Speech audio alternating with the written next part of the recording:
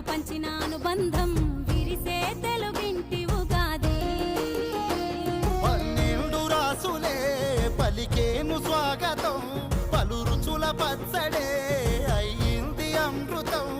ఈ వేడుకెంతో అద్భుతం. కోయిల పాటల సంగీతం, కొమ్మారెమ్మల కోలాటం పలికే శుభాకాంక్షలు. ఆమని పూతల ఆనందం బాగా పండుతాయి, ప్రజలందరూ సంతోషంగా ఉంటారు.